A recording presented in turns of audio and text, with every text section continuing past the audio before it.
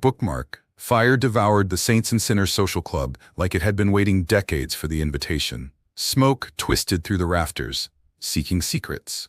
The attic door had swollen shut from heat, trapping something more valuable than gold behind walls of flame. While captains shouted and sirens wailed in the distance, one man stepped forward. Sal Salty Rizzo, courier, runner, the kind of man others forgot 5 minutes after meeting him. He strapped on a cracked headlamp and began climbing into hell for a book that could save an empire or bury a city. Below him, Mafia boss Luciani watched like a surveyor measuring a failing beam. When the ceiling groaned, everyone stepped back except Salty. He shifted his weight, jammed the chisel into the false joist, and chose to crawl deeper into hell for another man's secrets. Who deserves your loyalty? The man who signs your checks, or the one willing to burn for what might save you both? Before we find out if Salty survives this deadly climb, hit that like button if you're already hooked, and subscribe for more intense crime thrillers that'll keep you on the edge of your seat. Drop a comment and let me know where you're watching from. Are you team loyalty or team survival? Now let's see what Salty discovers in that burning attic. Little Sienna pressed between train tracks and the lake of memory caught in amber. Row houses, narrow alleys, and the Saints and Sinners Social Club that had anchored the neighborhood for 3 generations. The club's facade looked like any other. Weathered brick, small windows, a door that opened only for those who belonged. Inside, it breathed hierarchy. Luciani's captains entered through the front. Associates used the side door. Runners like Salty Rizzo came through the kitchen, unseen. Salty was 34, broad-shouldered with hands that knew every loose floorboard in Little Sienna. He wore work clothes that had seen better years, a canvas tool belt slung low on his hip. His knuckles bore scars from 1,000 small battles with stubborn locks and rusted bolts. Most people looked through him. He preferred it that way. Bookmark. But Sal Rizzo hadn't always been a runner.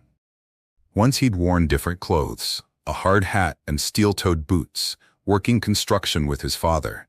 He'd understood load-bearing walls and structural integrity, where to place support so buildings didn't fall. Then came the accident on the Northside project, faulty scaffolding during a storm. His crew trapped on the 7th floor. Salty stayed to brace the failing support beam, shouting for them to climb down first. 3 made it. His younger brother Nicky didn't. The official report called it equipment failure.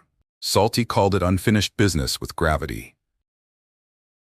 He left construction, left the pride, kept the guilt. Now he carried envelopes and swept floors. The work was simple. The stakes felt smaller, until they weren't. Luciani was 58, silver-haired and precise. He wore tailored suits like armor and spoke in measured tones that made grown men lean forward to listen. The neighborhood called him the architect. Not because he drew blueprints, but because he built power like others built houses. Foundation first, every beam calculated, nothing left to chance. He was methodical, patient, and utterly without mercy when the structure required it. Then there was Carmine Keys Bianchi, the underboss who controlled building access and maintenance contracts. 45 and volatile, he wore his ambition like cheap cologne. Angelo Marconi managed the books with nervous precision. Detective Rita Pallas had grown up 3 blocks over and understood the neighborhood's unwritten rules. Father Leone at St. Agnes kept confessions like others kept ledgers. Bookmark. They all lived in the same 6-block radius. They just existed in different worlds. The morning before the fire, Salty had arrived at the club at dawn, pushing his supply cart past the empty card tables. In the corner, someone had spilled wine across the worn linoleum. He knelt, wiping slow circles with a rag that smelled of industrial bleach. "Morning, Salty." A voice from the doorway. Gia Rizzo, 26, nursing student, the one good thing he'd managed not to break. She wore scrubs under her winter coat, heading to her clinical rotation.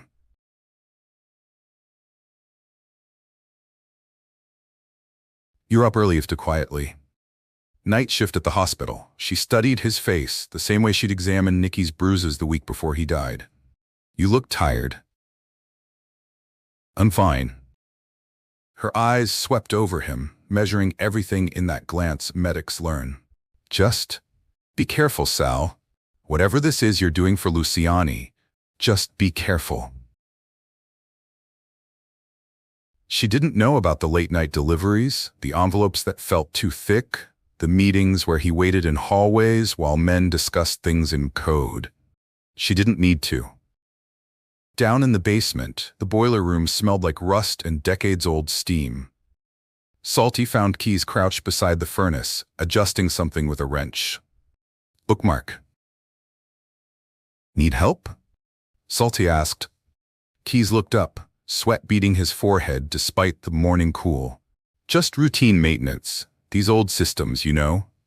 Sometimes they need adjustments.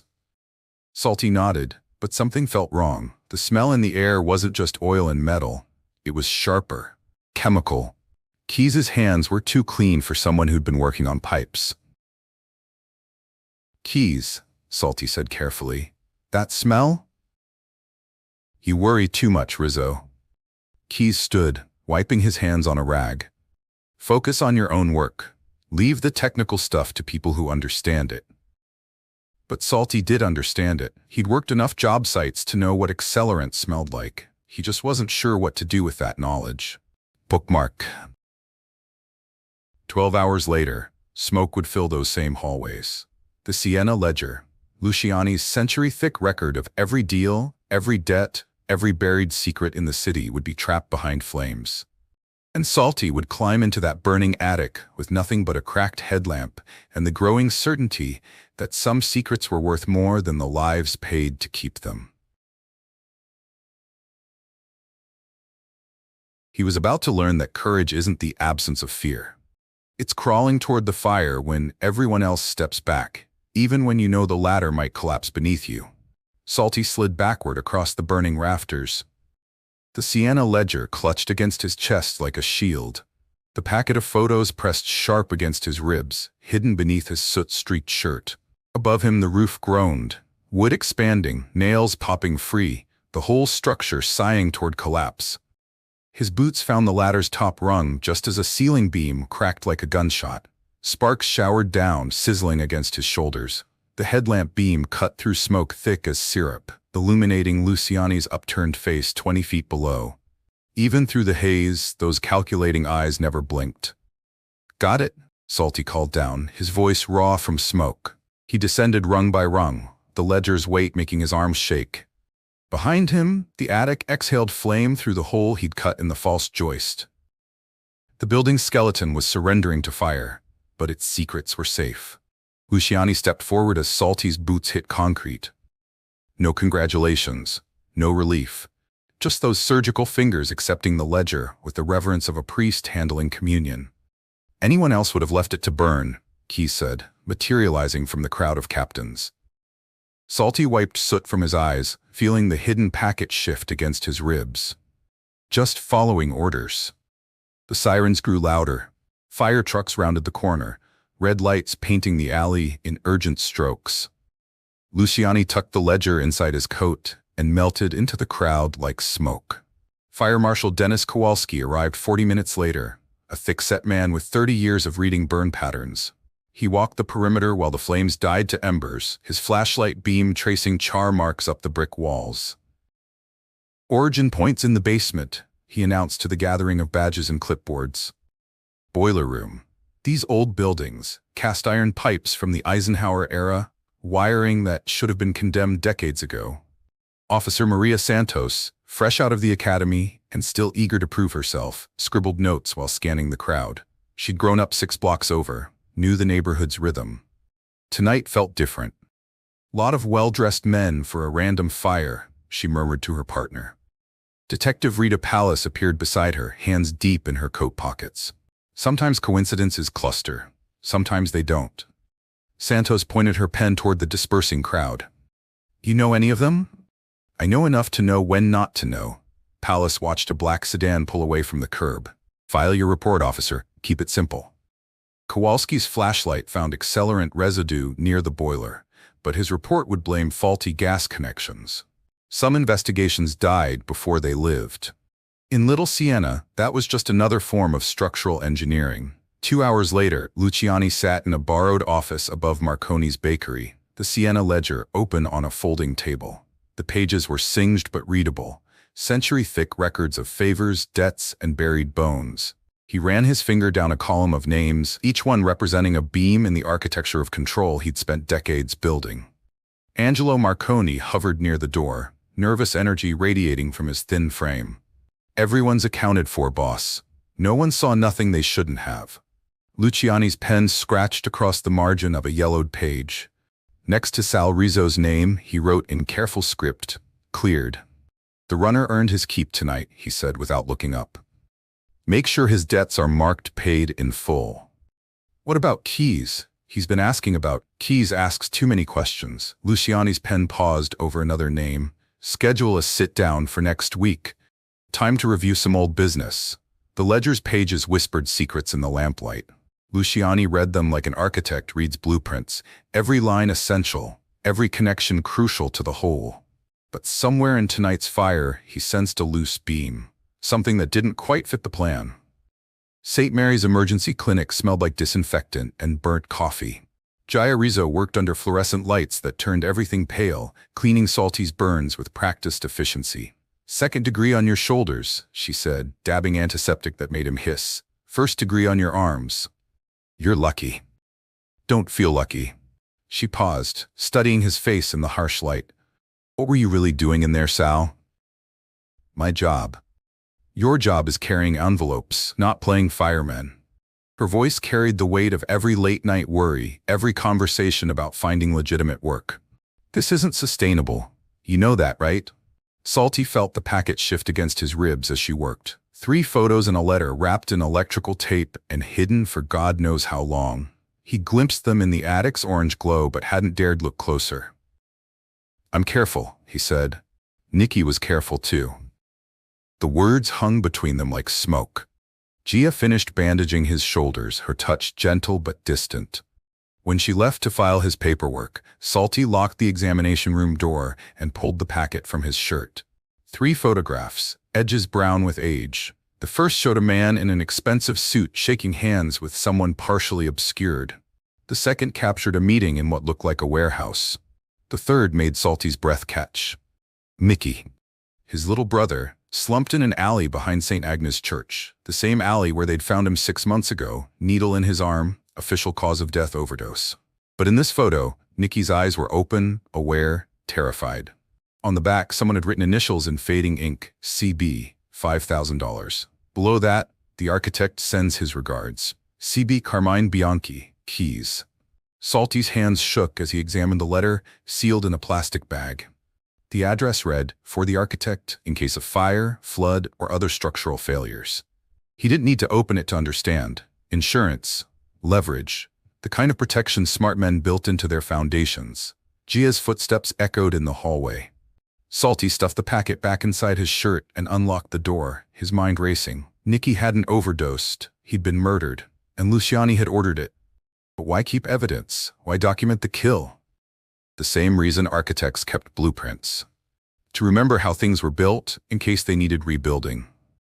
The walk home took Salty through streets he'd known since childhood, past the corner market where he'd bought penny candy, past the playground where he'd taught Nikki to throw a curveball, past the church steps where Father Leone held court with neighborhood kids, dispensing wisdom and warning in equal measure. Tonight, those familiar blocks felt different.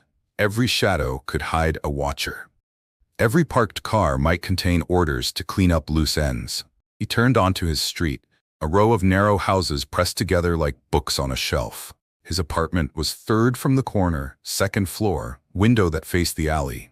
As he climbed the outer stairs, the packet seemed to grow heavier against his chest. Inside, he poured 3 fingers of bourbon and sat at his kitchen table. The Siena ledger was safe in Luciani's hands. His debts were cleared. He should feel free. Instead, he felt the weight of carrying another man's secrets, secrets that could level the entire structure if placed correctly. or get him buried alongside his brother if placed wrong. He made a promise to himself in the whiskey-warm darkness. He'd carry this knowledge like he'd carried the ledger. Carefully, quietly, until he figured out how to use it without bringing the whole building down on everyone he loved. Outside his window, an unmarked sedan idled at the corner. No headlights, no movement, just waiting. Salty killed the lights and watched from behind his curtain as the sedan's engine purred like a patient predator. 2 blocks away, close enough to see his building, far enough to seem coincidental. He'd saved Luciani's empire tonight. The question now was whether the empire would let him live to regret it. The unmarked sedan disappeared with the dawn, leaving only tire marks in the frost and the memory of being watched. Salty hadn't slept.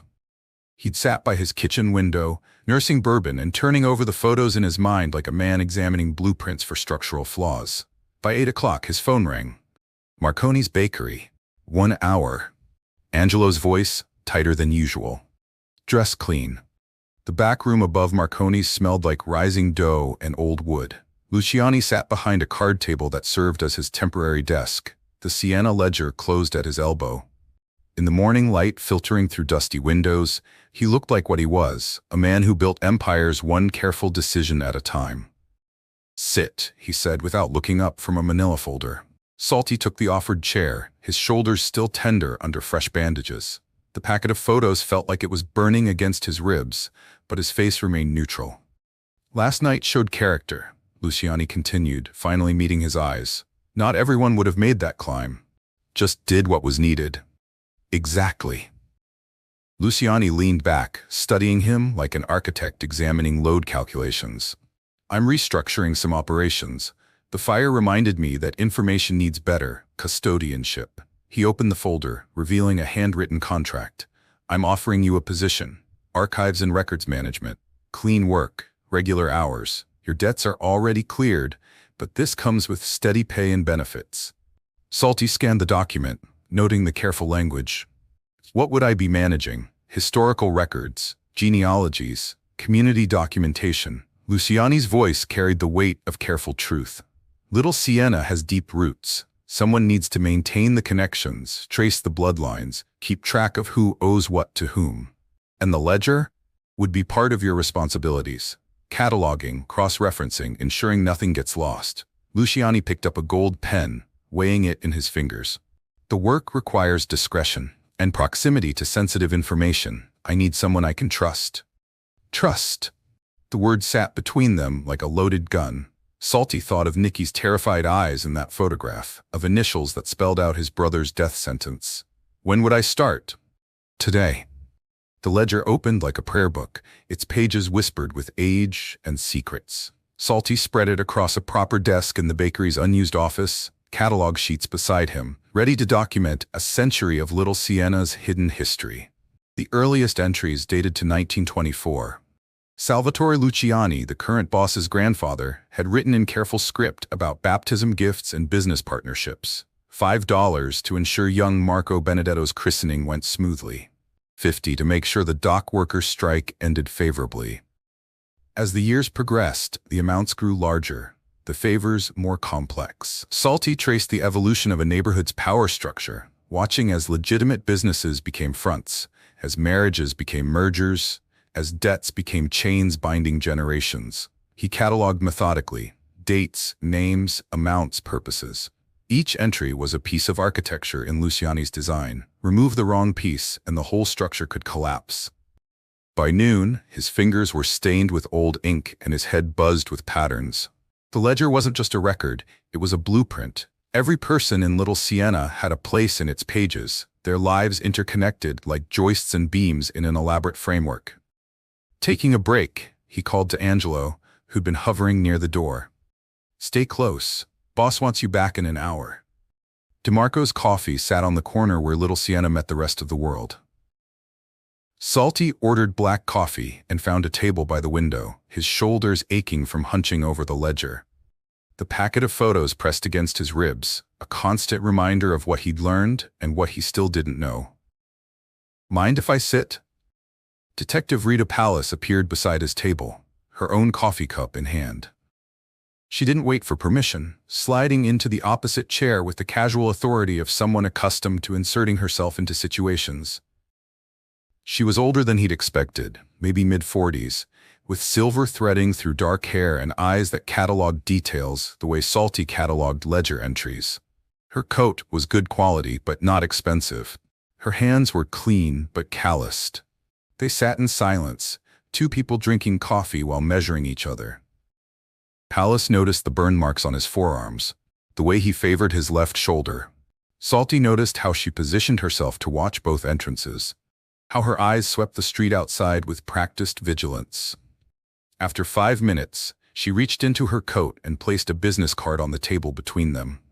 Detective Rita Pallas, Major Crimes Division, a phone number written in neat handwriting below the printed text. She stood, left money for her coffee, and walked away without speaking. But as she reached the door, she paused and looked back. Not at him, but at the church spire visible through the window. St. Agnes, where Father Leone heard confessions and where Nicky had been found dead in the alley behind the rectory. The message was clear enough. Some conversations needed different venues. Architecture, Luciani said, settling back into his chair as Salty resumed cataloging, is about understanding forces, weight distribution, load paths, how pressure moves through a structure. He gestured toward the ledger. What you're documenting there, that's architecture too. Social architecture. Every relationship is a beam. Every debt is a joint. Every secret is a foundation stone. Salty looked up from a 1967 entry about police pension contributions. What happens when the foundation shifts? Smart architects plan for that. Luciani's eyes grew distant. Earthquakes, floods, fires. You can't prevent every disaster, but you can build with flexibility, redundancy. You don't remove weight from a failing structure, you redirect it.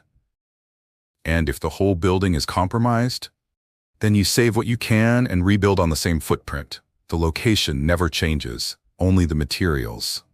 Salty returned to his work, but Luciani's words echoed in his mind. Redundancy, flexibility.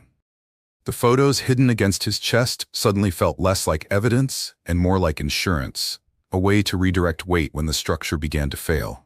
He flipped through pages, cross-referencing dates and amounts, building his understanding of the neighborhood's hidden economy. Then his fingers stopped on an entry from 6 months ago. March 15th. The date burned in his memory like a brand, the night Nicky died. N. Rizzo, final payment, CB, $5,000, problem resolved, architect's oversight confirmed. His hands shook as he read it again. Final payment, problem resolved. The clinical language of execution disguised as bookkeeping. Salty's vision blurred.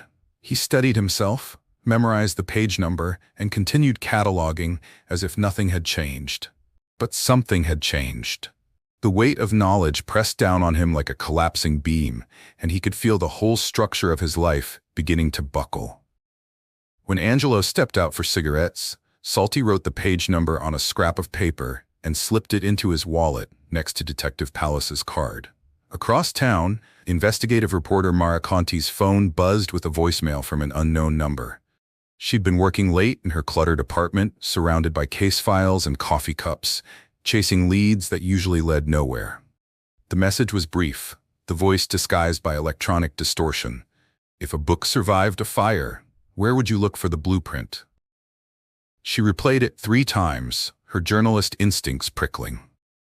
Anonymous tips usually came from cranks or attention seekers, but something about the phrasing felt different, deliberate, informed. She grabbed a notebook and wrote down the exact words. If a book survived a fire, the Saints and Sinners Social Club had burned 2 days ago. Official cause, faulty wiring. But Mara had grown up reading between lines, and the space between official and actual often contained the best stories. She poured another coffee and pulled up her files on Little Sienna. Somewhere in that neighborhood, someone wanted her to start digging. The question was whether they wanted her to find truth or bury it. Either way, she was interested. St. Agnes Church had anchored Little Sienna for 80 years, its bell tower a compass point for 3 generations of Italian families. Salty climbed the stone steps as evening light filtered through stained glass, Detective Pallas's card still warm in his wallet. Father Leone emerged from the confessional like a man carrying other people's burdens. 73 years old, with hands that had blessed babies and buried their grandparents. His eyes held the particular weariness of someone who'd heard every sin the neighborhood could produce. "Sal Rizzo," he said, not surprised. "Your burns healing?"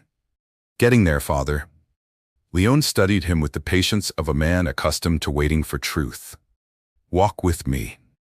They descended to the church basement, a maze of storage rooms and filing cabinets that smelled like incense and old paper. Leone unlocked a cabinet marked Sacramental Records and pulled out a leather-bound ledger thick as a dictionary. "Baptisms, confirmations, marriages, funerals," he said, opening to pages yellow with age. "Every soul who passed through these doors since 1924. Salty scanned the entries, recognizing names from Luciani's ledger. The same families appeared in both books, blessed above, bought below. Salvatore Benedetto's baptism in 1955 corresponded with a $50 blessing fund donation in the Siena ledger. Maria Torino's confirmation in 1967 matched a church improvement payment that same month. "You see it too," Leone said quietly. "See what, Father?" The pattern. Charity and control braided together like rope.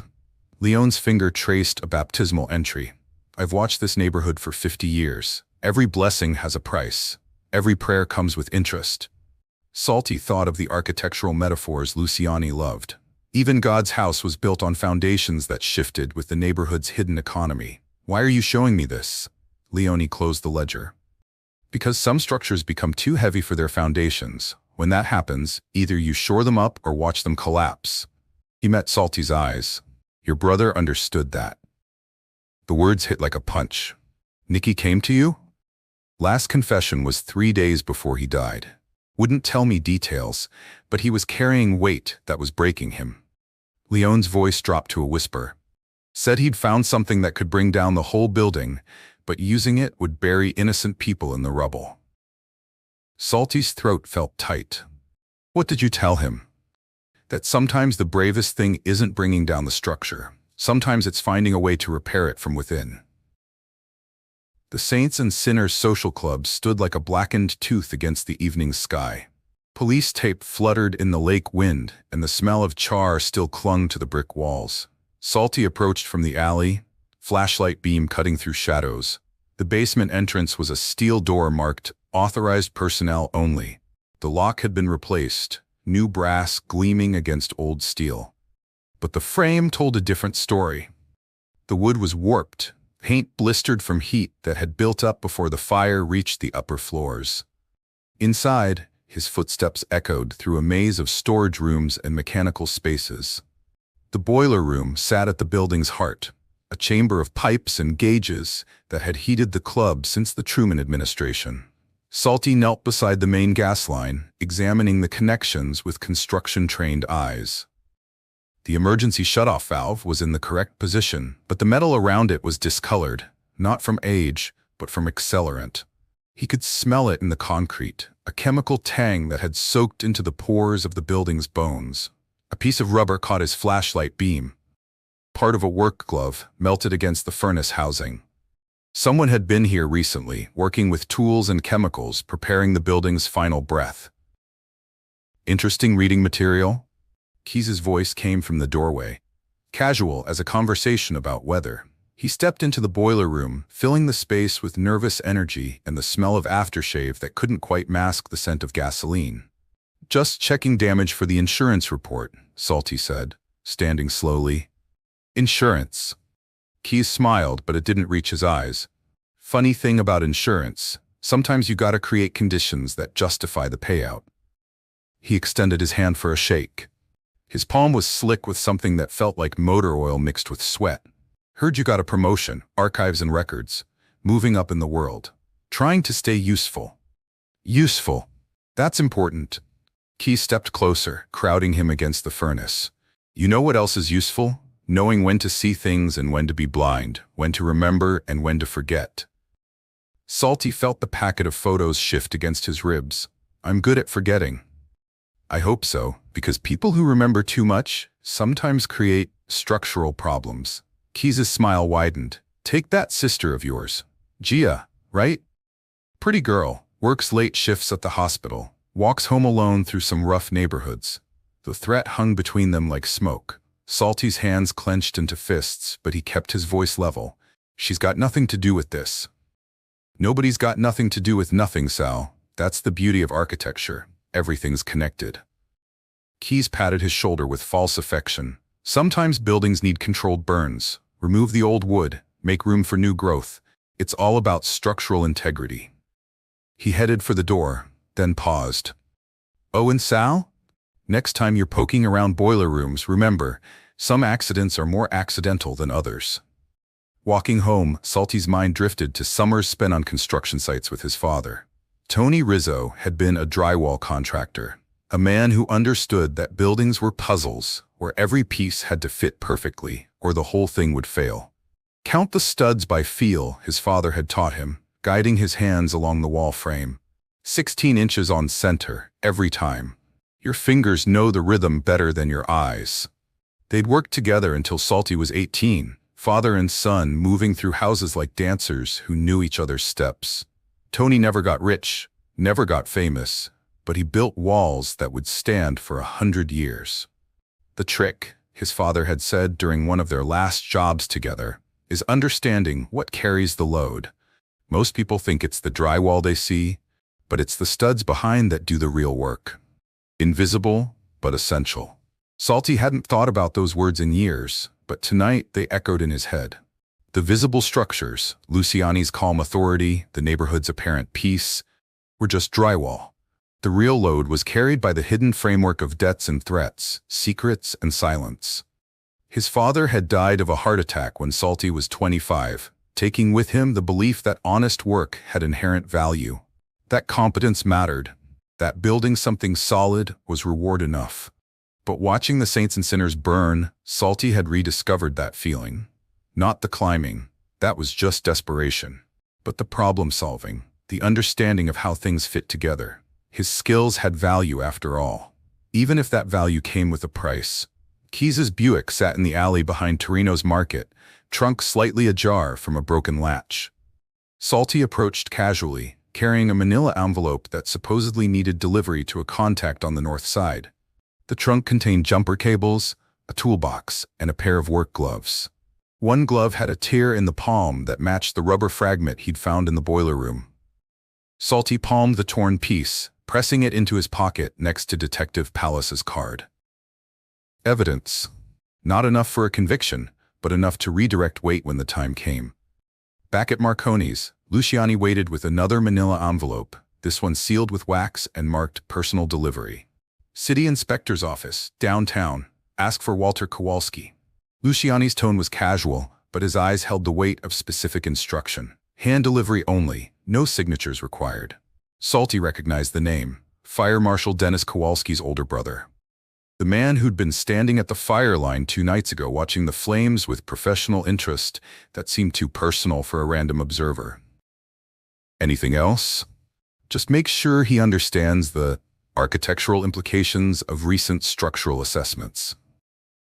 Outside, the evening air carried the smell of lake water and distant smoke. Salty walked toward downtown, the sealed envelope in one hand and 2 pieces of evidence in his pocket.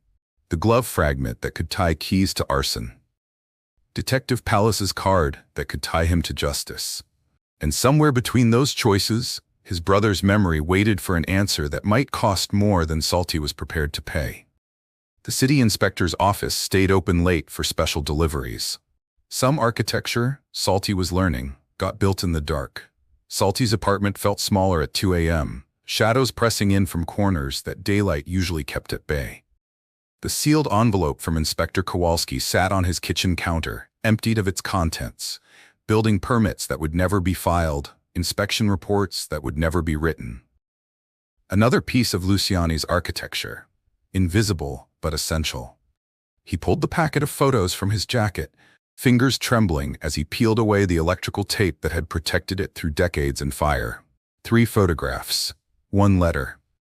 The weight of his brother's death reduced to evidence that could fit in his shirt pocket. The letter was written on expensive stationery, Luciani's careful script flowing across cream-colored paper like blueprints for destruction. If this book burns, I have already chosen who lives to rebuild. The neighborhood requires continuity above all else. Sentiment is a luxury we cannot afford when the foundation is threatened. CB has served his purpose but lacks the vision for reconstruction. SR carries useful guilt and manageable debts. The sister provides leverage. The priest provides absolution. All structures require sacrifice in their design. El Salty read it twice, his hands shaking with each word. SR Sal Rizzo, chosen to survive not because of loyalty or competence, but because grief made him controllable. Nikki's death hadn't been random violence, it was architectural planning. Remove one brother to secure the other. And Gia. The sister provides leverage. Not a person in Luciani's calculations, just another load-bearing beam in a design that stretched across generations. The letter fell from his fingers, drifting to the kitchen table like a death certificate.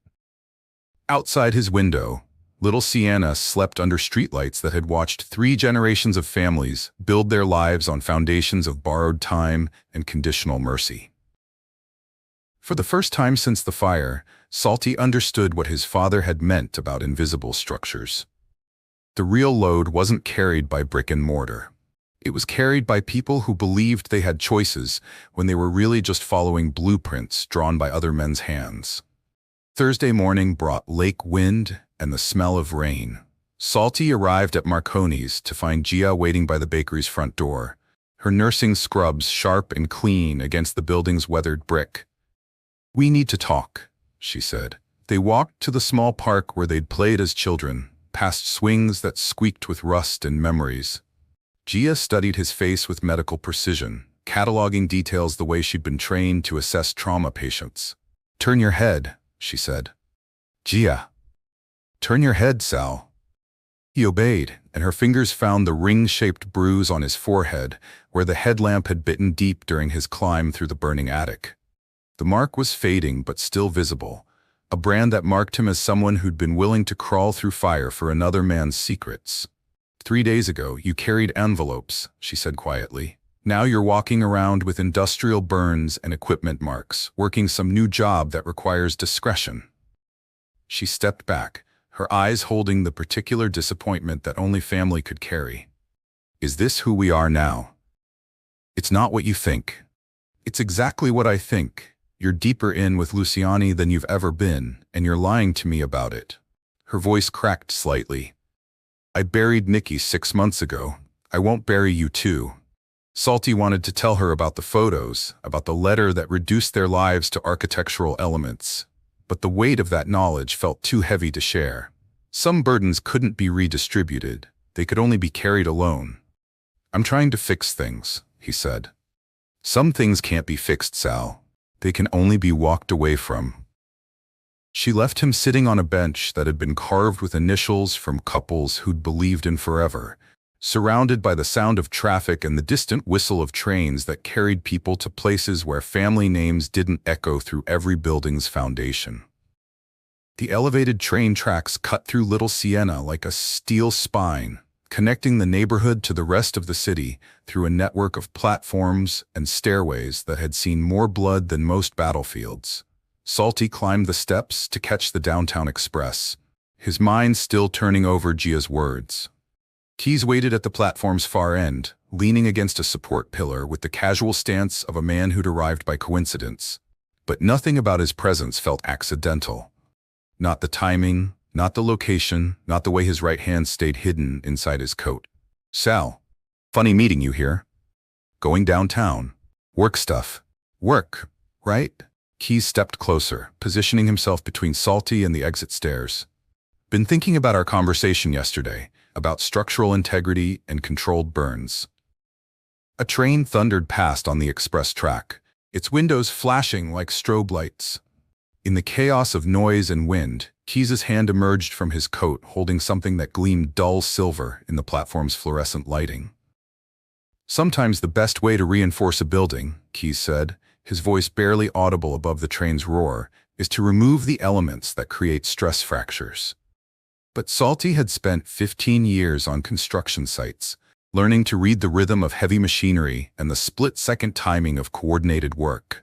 As the train's last car passed, he grabbed the platform's safety railing and yanked hard. The bolts his father had taught him to recognize, loose from decades of vibration and weather, gave way with a metallic shriek. The railing section swung free, catching Keys across the chest and sending him stumbling backward toward the express track. Salty didn't wait to see him recover. He sprinted for the exit stairs, taking them 3 at a time while Keys's curses echoed behind him. At street level, he forced himself to walk normally. Just another worker heading to an honest day's labor. But his hands were shaking, and the weight of Luciani's letter felt like lead against his chest. The Greyhound bus station at midnight smelled like diesel fuel and desperate decisions. Salty sat in a plastic chair bolted to the floor, watching travelers who were either running from something or toward it. He'd been there for 2 hours, working up the courage to make a phone call that couldn't be taken back. The payphone booth offered the illusion of privacy, its scarred metal walls covered with numbers and messages from people who'd needed to reach out from the margins of the world. Salty fed quarters into the slot and dialed the number he'd memorized from Mara Conti's newspaper bylines. "Yeah?" Her voice was sharp, with the alertness of someone accustomed to late-night calls. "You got a voicemail about a book surviving a fire."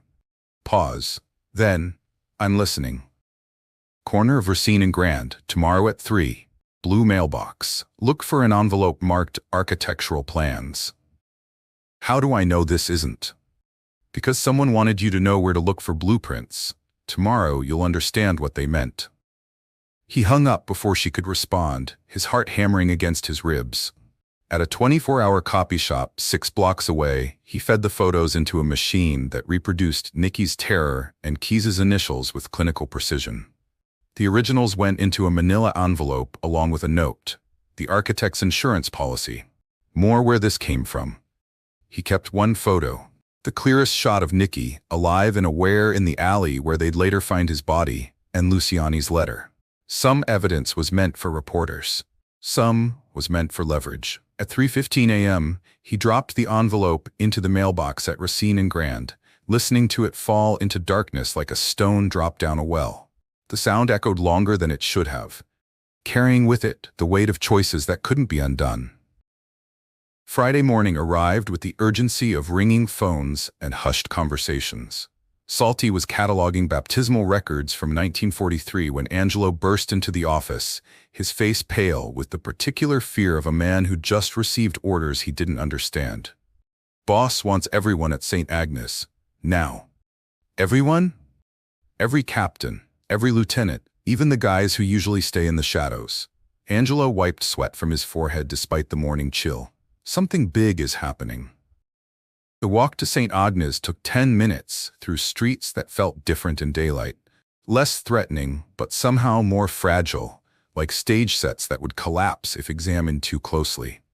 Father Leone stood at the church's front entrance, greeting arriving men with the solemn courtesy he usually reserved for funeral directors. Inside, the basement had been arranged like a courtroom. Folding chairs faced a table where Luciani sat with the Siena ledger open before him. The assembled captains filled the chairs with the quiet tension of men who understood that being summoned meant someone's world was about to change shape.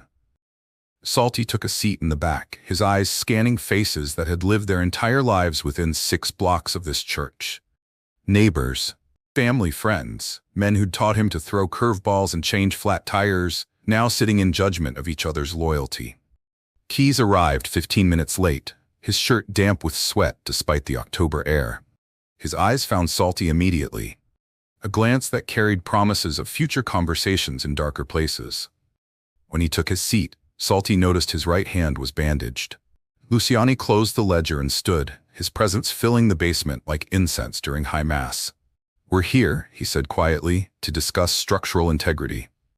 In the silence that followed, Salty felt the weight of the photo in his pocket and knew that somewhere across town, Mara Conti was opening an envelope that would test whether the truth was strong enough to bring down a building that had stood for nearly a century. The architecture was about to shift. The only question was, who would be buried in the rubble?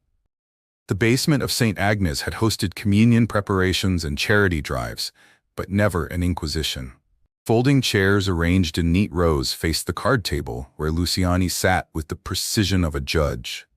The Sienna ledger lay open before him, its pages catching light from overhead fluorescents that hummed like nervous prayers. Inspector Walter Kowalski occupied a chair slightly apart from the others, his presence official enough to matter, unofficial enough to remain deniable.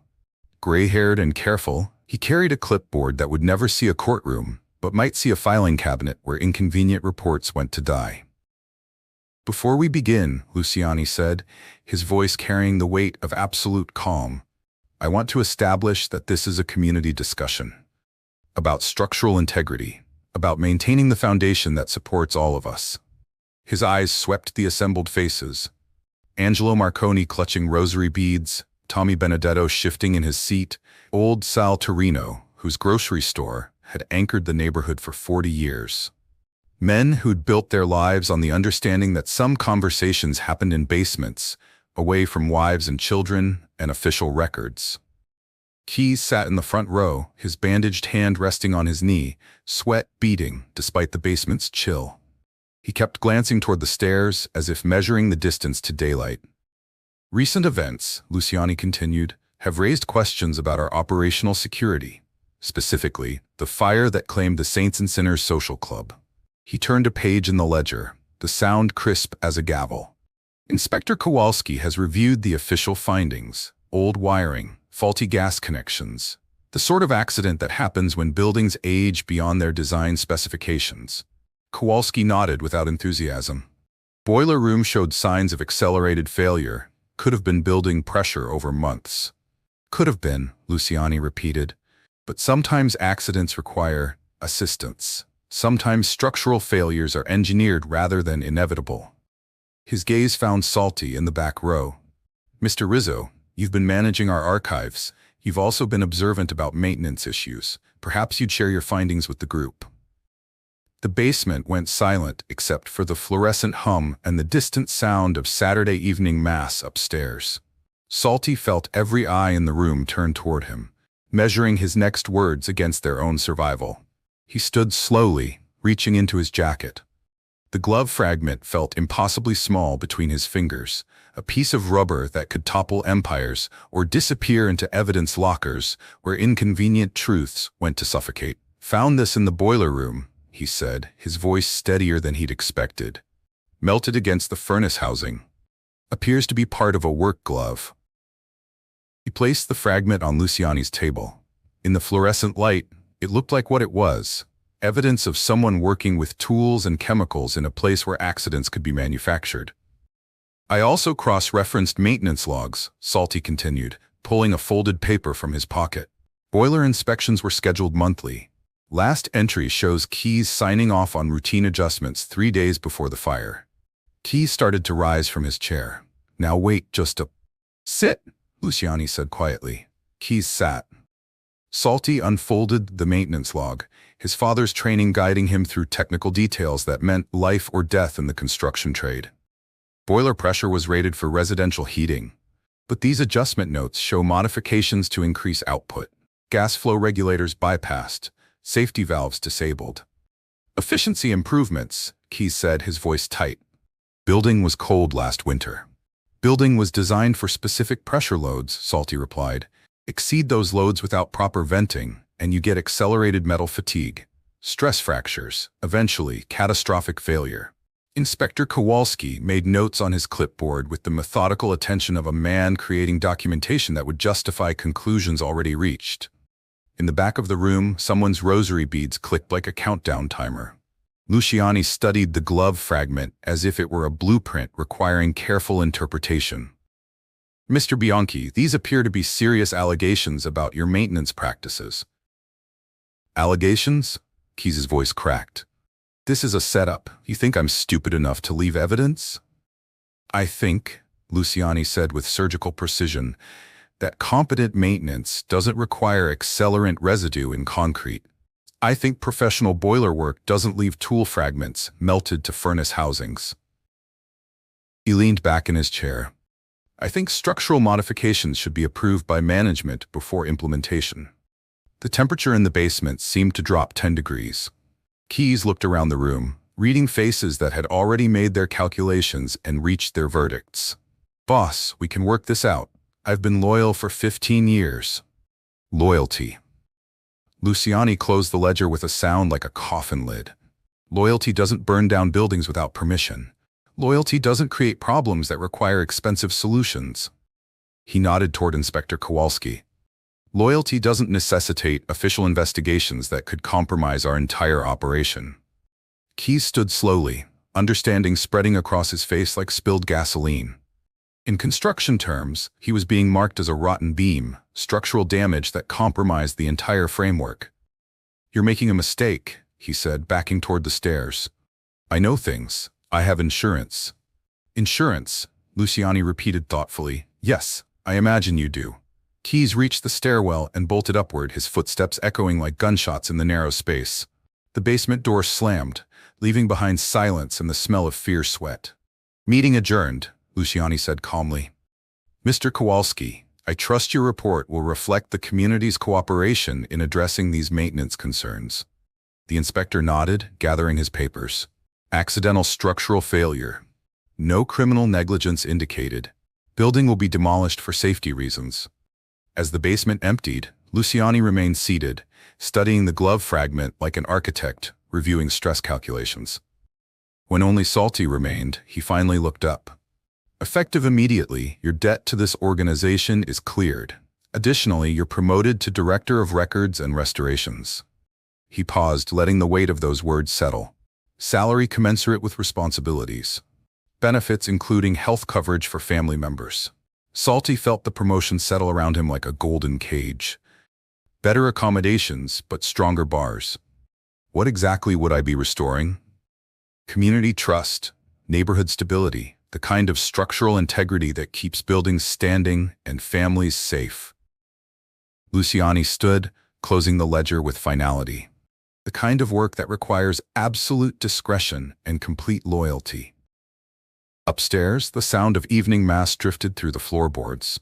Parishioners lighting candles for the safety of the neighborhood, unaware that Detective Pallas sat in the back pew, counting the men who emerged from the basement and noting which ones looked relieved and which ones looked terrified. The phone booth outside Torino's market offered the illusion of privacy at 11 p.m. Salty fed quarters into the slot and dialed the number he'd memorized from business cards and newspaper bylines. "Conti. It's your architectural consultant. Did you receive the plans?" "I received them, and I've been making some calls." Mara's voice carried the particular energy of a reporter who'd found the thread that unraveled everything. "Those photos tell an interesting story about construction accidents and insurance payouts. When does the story run?" "Monday edition. Front page, above the fold." She paused, and he could hear papers rustling. "Listen. I don't know who you are or why you're doing this, but when this hits the stands, there's going to be fallout. Political, legal, physical." Salty watched a police cruiser drive slowly past the market, its occupant scanning the street with professional attention. "You should know," Mara continued, "that once this runs, there's no attic left to hide in. Whatever protection you think you have, whatever deals you've made, they'll be worthless. The structure's going to collapse, and everyone inside is going down with it." The line went dead, leaving Salty holding a receiver that buzzed with dial tone and the weight of choices that couldn't be undone. 3 blocks away, Keyes Bianchi's car sat abandoned by the lake, its driver's door open to the October wind. Some beams, once removed, could never be replaced. The question was whether the building would stand or fall when the stress redistributed to the remaining supports. Monday morning would bring answers that no amount of architectural planning could predict. Monday morning arrived like a demolition charge, precise and devastating. Mara Conti's exposé spread across the front page of the Chicago Tribune with the impact of structural failure. 3 photographs that told the story of Little Sienna's hidden architecture in black and white certainty. Neighborhood secrets, anonymous photos, link accidental deaths to pattern of intimidation. Salty read it at Marconi's counter, the newspaper trembling in his hands as coffee grew cold beside him. Nikki's face stared back from the newsprint. Not the official coroner's photo of a drug overdose, but the image Salty had found in the attic. Alive, aware, terrified. The article was carefully written, each word weighed by legal departments and editorial boards. No direct accusations, no names that couldn't be defended in court. But the pattern was clear to anyone who understood the neighborhood's grammar of violence and debt. Sources within Little Siena describe a decades-long system of economic control backed by selective enforcement and strategic accidents. The anonymous photographs suggest coordination between organized crime figures and city officials in cases dating back 15 years. Angelo burst through the bakery's front door, his face pale with the particular terror of a man who'd built his life on the assumption that certain stories stayed buried. "Boss wants to see you. Now." The temporary office above the bakery buzzed with controlled chaos. Phones rang constantly. Reporters, lawyers, city officials, and people whose titles existed nowhere in public records, but whose influence shaped policy from shadows. Luciani sat behind his desk with the calm of a master architect watching a controlled demolition. The newspaper lay folded at his elbow, but his attention focused on building plans spread across the table's surface. "Interesting reading this morning," he said without looking up. "I saw it." "Did you also see this?" Luciani tapped one of the building plans. "Police raids on the Torino crew. 17 arrests, federal charges for racketeering, drug trafficking, tax evasion." He smiled with the satisfaction of a man whose structural calculations had proved accurate. Seems the FBI had been building a case for months. Salty understood immediately. While Mara's article created heat, Luciani had redirected it toward competitors whose removal strengthened his own foundation. The raids would dominate headlines, push the Tribune exposé to inside pages, and demonstrate law enforcement's vigorous response to organized crime concerns. "The inspector's been helpful," Luciani continued, indicating a stack of official reports. "Building permits show the Torino crew's been operating construction fronts for years. Substandard materials, safety violations, amazing what you find when you know where to look." Another phone rang. Angelo answered with hushed urgency, then covered the receiver. "Channel 7 wants a statement about the neighborhood's cooperation with law enforcement. Tell them Little Siena supports any investigation that improves community safety." Luciani's voice carried the tone of a civic leader concerned about public welfare. "We're prepared to assist authorities in any way necessary." The performance was flawless. While federal agents kicked down doors 6 blocks away, Luciani transformed from suspect to community advocate, his own organization insulated by careful planning and strategic misdirection. The rail yard sprawled across 40 acres of rusted steel and economic history, a maze of switching tracks and maintenance platforms that had served the neighborhood's industrial backbone for 80 years. Salty knew its geography from childhood adventures and construction jobs, every catwalk and ladder etched in muscle memory. He'd gone there to think, to process the morning's revelations away from phones and watching eyes. But the footsteps echoing between freight cars suggested he wasn't alone. "Sal Rizzo." The voice carried across the yard like a train whistle. Tommy Benedetto, one of Keys's crew, stepped from behind a boxcar 50 yards away. "We need to talk." 2 more figures emerged from opposite directions, Vince Marconi and Pete Romano, men who'd drunk at Keys's table and shared his grievances about neighborhood politics. They moved with the coordination of hunters closing on wounded prey. Salty climbed onto the nearest maintenance platform, a steel catwalk that ran parallel to the main switching line. His construction experience read the structural possibilities like a blueprint. Load paths, stress points, routes of escape that required timing and nerve. "Just want to ask some questions," Benedetto called, climbing onto the platform 30 feet behind him. "About evidence that ended up in newspapers." The 5:15 freight was 3 minutes out. Salty could hear its whistle echoing off warehouse walls. He moved along the catwalk toward the switching tower, a concrete structure that controlled track assignments and housed the equipment that kept trains from collision. Romano flanked him from below, moving between the tracks with the patience of someone who understood that elevated prey eventually had to come down. Marconi circled wide, heading for the tower's base to cut off retreat. Salty reached the switching mechanism just as the freight's headlight appeared around the curve. The locomotive pulled 47 cars of steel and grain, enough momentum to crush anything unfortunate enough to occupy the same space. He grabbed the manual switch lever, a 4-foot steel bar designed to redirect 60 tons of rolling stock, and threw his weight against it. The mechanism groaned, resisted, then surrendered with a clang that echoed across the yard. Track 3 aligned with the siding. The freight, following signals set 20 minutes earlier, began its turn toward the maintenance area where Tommy Benedetto was climbing toward his revenge. "Benedetto!" Salty shouted over the locomotive's roar. "Wrong track!" The warning came too late for dignity, but early enough for survival.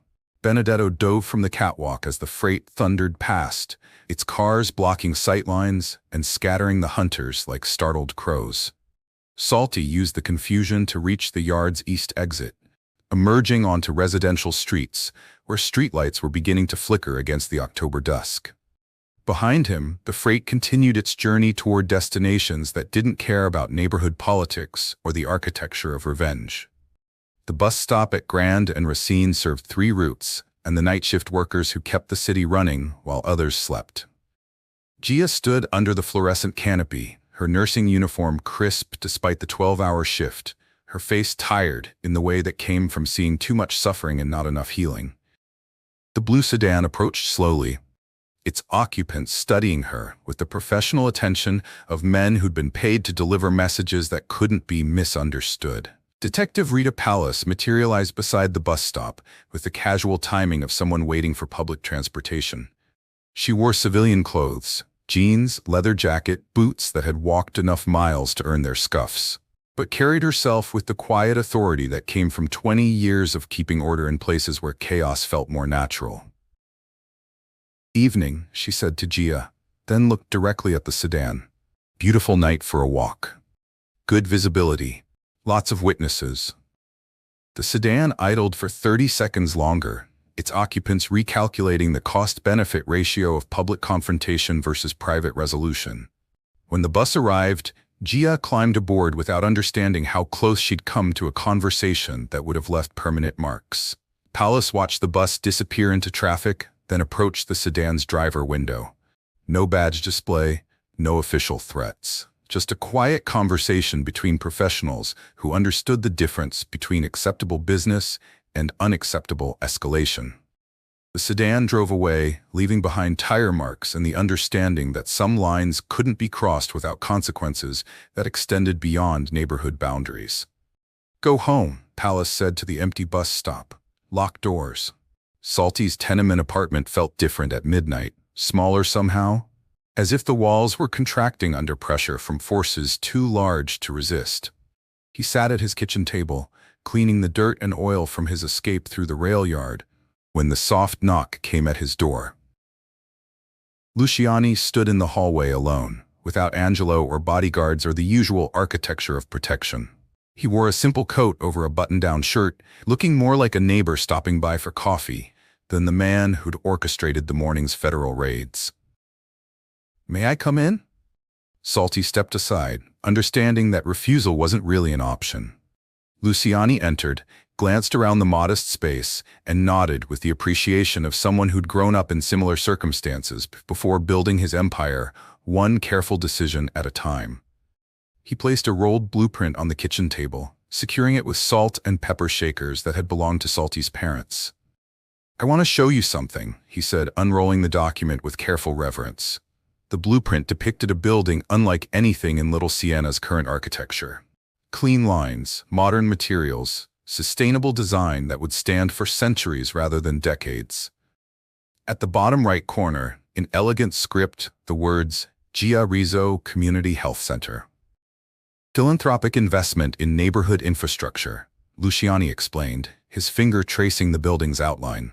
"State-of-the-art medical facility, training programs for local nursing students. Your sister could run the education department."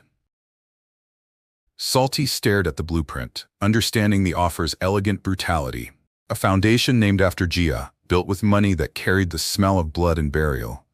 Legitimacy purchased with complicity. His sister's future mortgaged to his silence.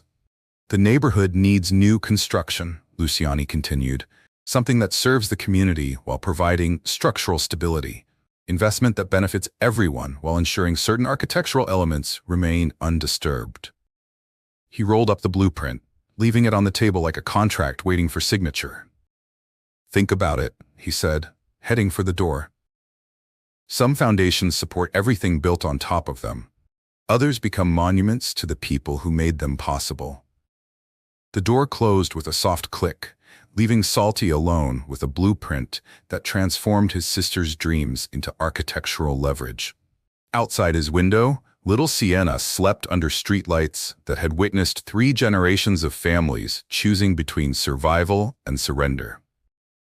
The blueprint lay on his table like a prayer or a curse, depending on whether you believed in redemption or recognized the price it demanded from people who'd never asked to be saved.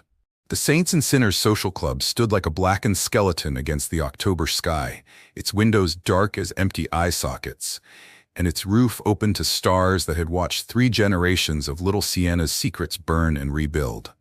Police tape fluttered in the lake wind, but the building's bones remained, waiting for demolition or resurrection. Salty arrived first, stepping through the gap where the front door had surrendered to axes and water pressure. Inside, the smell of char mixed with lake wind and the particular silence that came from structures learning to exist without purpose. Charred floor joists stretched overhead like the ribs of some massive beast, and sparks still clung to nail heads like dying fireflies. Footsteps echoed from the alley, measured, unhurried, carrying the authority of someone who owned the ground beneath his feet, whether it was whole or ruins. Luciani appeared in the doorway, his silhouette sharp against the streetlight, hands empty but presence filling the space like incense. "I wondered when you'd come here," he said, stepping into the shell of what had been his kingdom's heart. "Seemed like the right place for certain conversations." They stood in the main room where cards had been dealt and debts calculated, where the Sienna ledger had held court over decades of neighborhood arithmetic. Above them, the skeletal staircase that Salty had climbed during the fire stretched into darkness, its treads charred but intact. "Shall we?" Luciani gestured toward the stairs with the courtesy of a host inviting guests to view his architectural triumph. They climbed together, testing each step for structural integrity that could fail at any moment. The wood groaned but held, supporting their weight through engineering that had survived fire if not faith.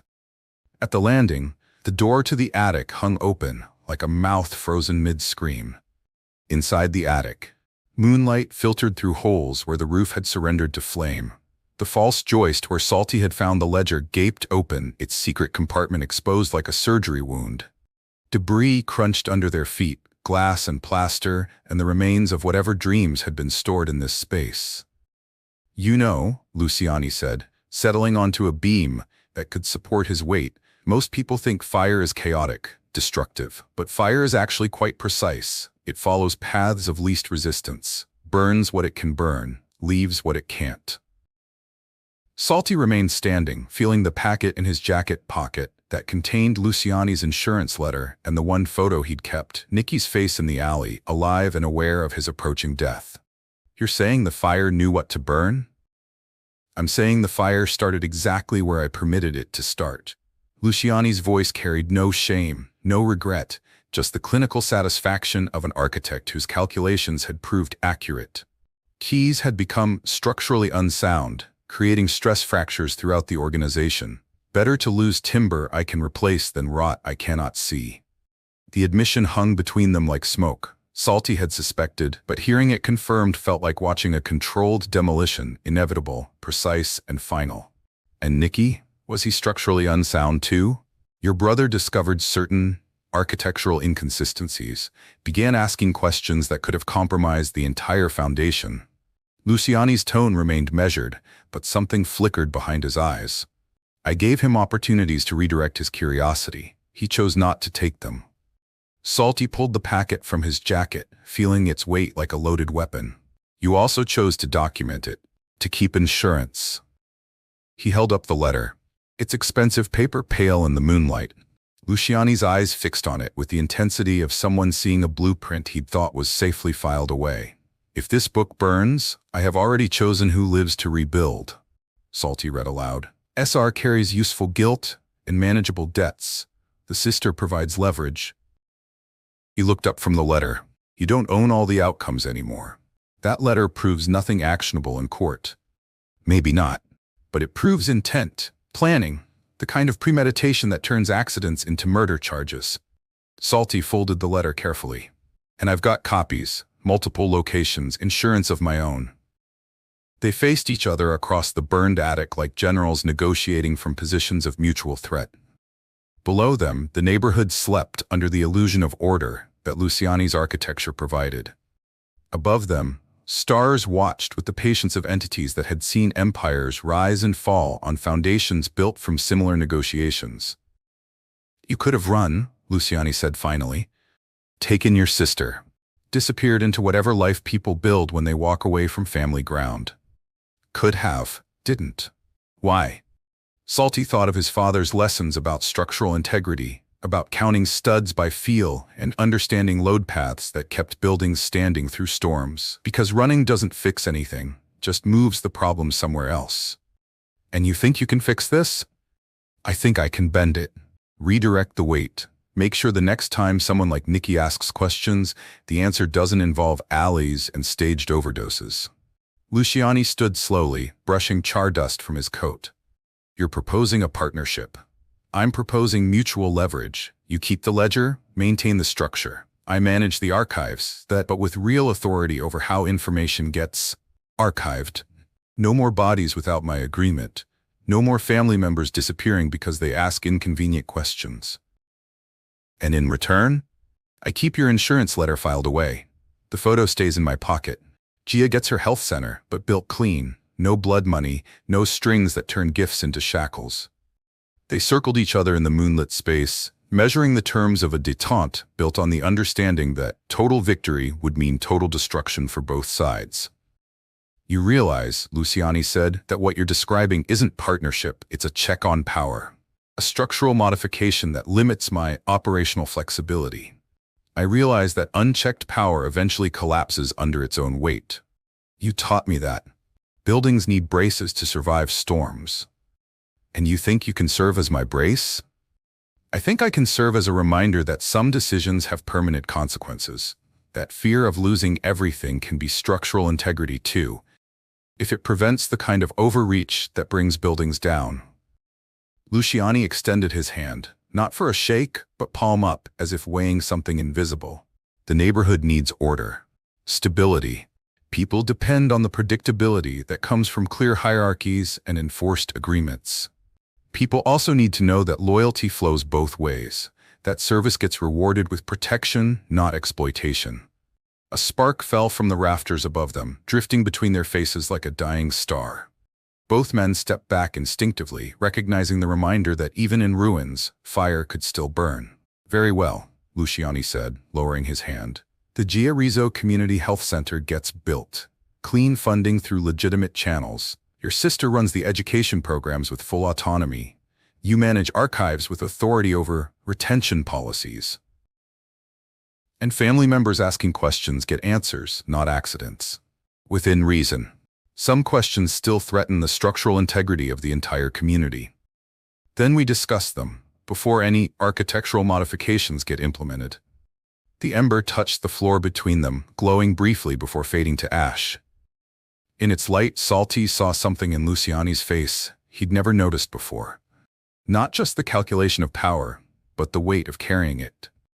The particular exhaustion that came from being responsible for everyone else's version of stability. You understand, Luciani said quietly, that what we're building here isn't friendship. It's a foundation that could support us both or bury us both, depending on how well we maintain it. I understand that some foundations are stronger when they're shared. They descended the stairs together, testing each step against the possibility of structural failure. At the building's entrance, they paused, looking back at the shell that had contained so many secrets and would soon be raised to make room for whatever came next. One more thing, Salty said, his hand on Luciani's letter in his pocket. Keys. Keys is no longer a structural concern.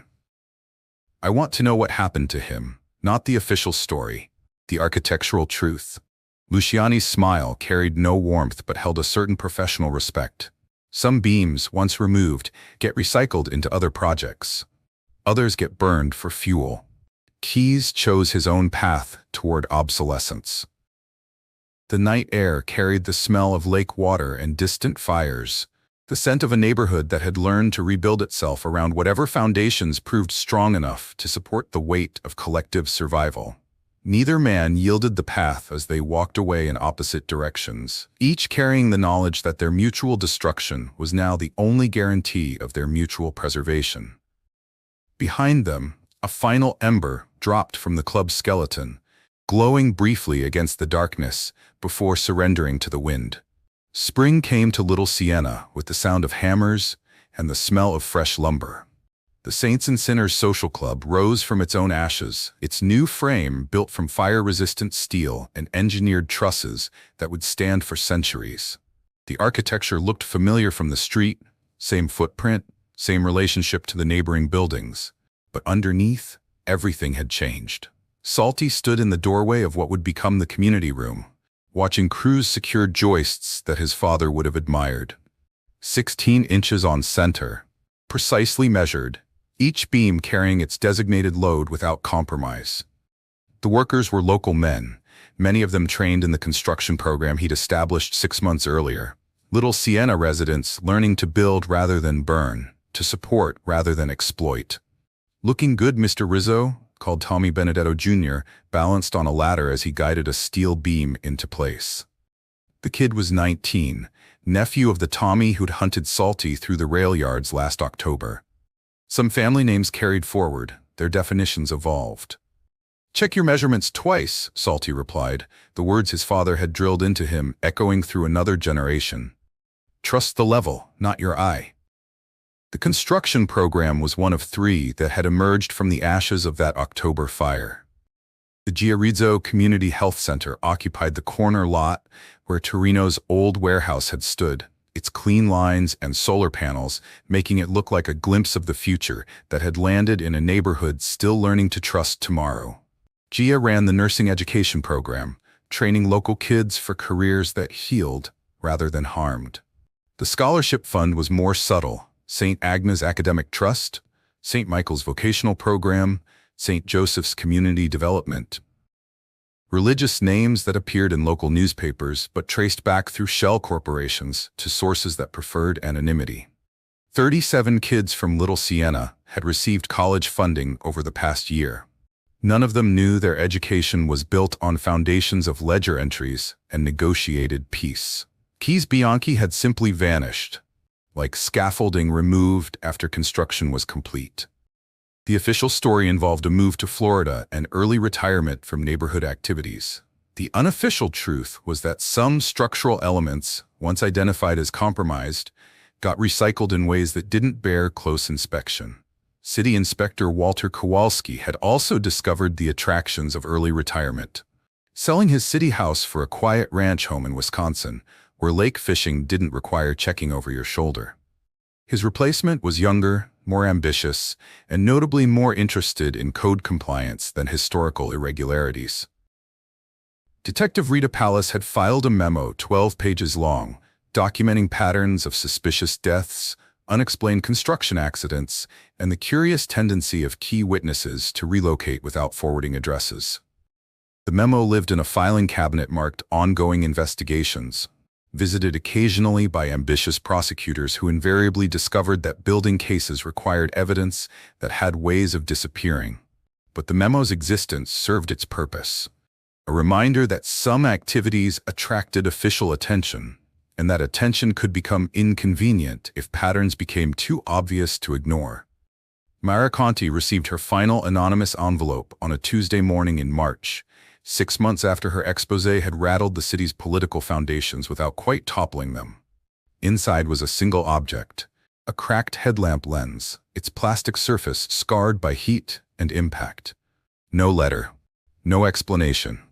Just the lens and the understanding that some stories ended not with revelation, but with symbols. Thank you notes from sources who would never identify themselves, warnings that some secrets were better left buried, or simply acknowledgement that courage sometimes looked like broken equipment carried by invisible people.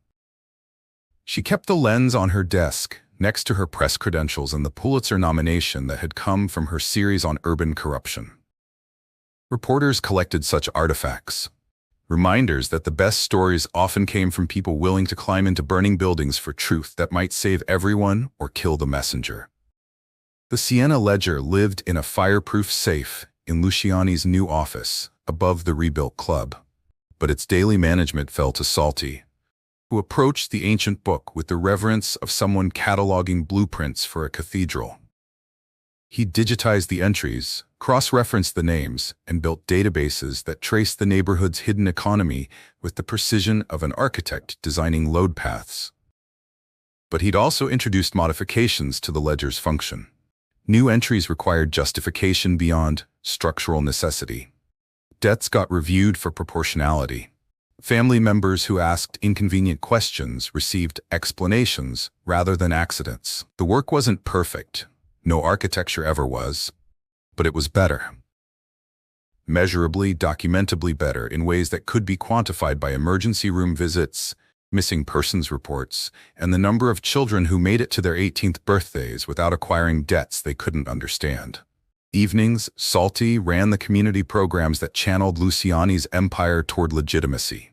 The construction training program, the small business loan fund, the youth mentorship initiative that paired teenagers with adults whose experience included knowing when to walk away from easy money. The trick, he told the current crop of trainees, is understanding what carries the real load. The visible stuff, the drywall everyone sees, that's just finish work. The actual structure is hidden, but it's what keeps everything standing. They worked with levels and measuring tapes, learning to read blueprints and spot structural irregularities. Some would build houses. Others would inspect buildings for safety violations. A few might even become architects, designing structures that served human needs rather than human appetites. All of them would understand that competence had value, that knowing how to build meant never needing to destroy, and that the difference between construction and demolition was often nothing more than intention. Luciani watched the neighborhood's transformation from his new office, the Siena ledger open on his desk, but annotated now with notes he'd rarely made before. Beside entries documenting payments and obligations, he'd begun writing a word that felt foreign in his careful script: cost. Not financial cost, he'd always calculated that precisely, but human cost, community cost. The price that compound interest extracted from neighborhoods when debts were inherited across generations, like family names. He'd spent 40 years building an empire based on the understanding that fear created stability, that people needed hierarchies to function, that someone had to make the hard decisions that kept order intact. Those beliefs hadn't changed, but their application had evolved. The ledger still recorded debts and obligations, but alongside them appeared entries for scholarships awarded, medical bills covered, business loans forgiven. Architecture that supported rather than constrained, investments that paid dividends in community stability rather than individual control. It wasn't sentiment. Luciani remained too much an engineer for emotional decision-making. It was structural modification based on empirical evidence that some foundations grew stronger when the weight was shared rather than concentrated. 6 months after the fire, Salty stood beneath the rebuilt club's new rafters as morning light filtered through windows designed to let in more sun than the previous architecture had allowed. The steel beams above his head gleamed with protective coating that would resist fire, water, and time in ways the original timber never could.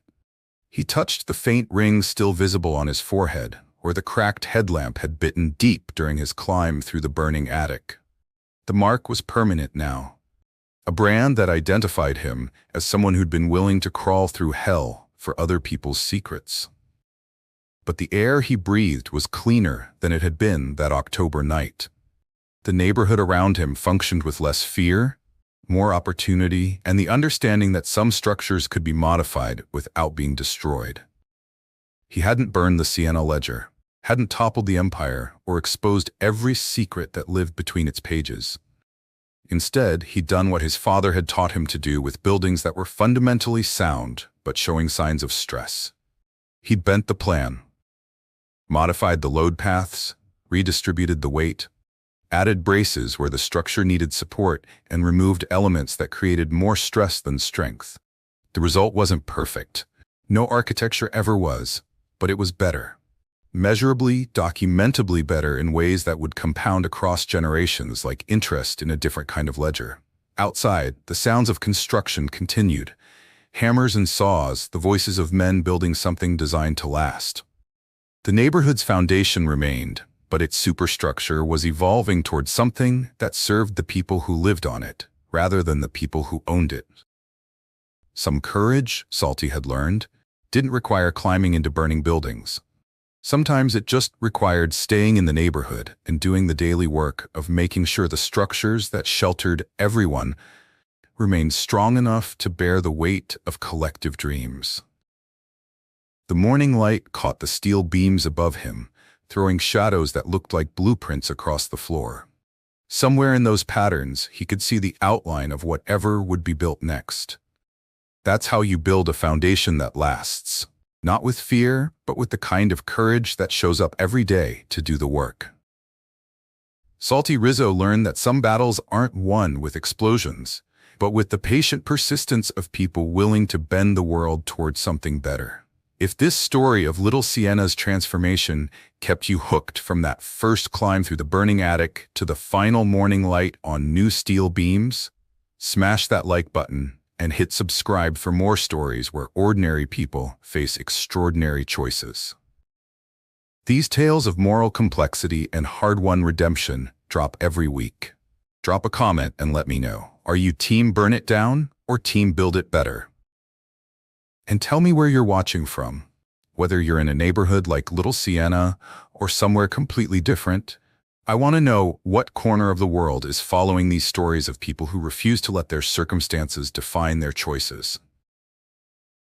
Next story, we're diving into another story where the line between hero and villain gets blurred by desperation, family loyalty, and the kind of decisions that echo through generations.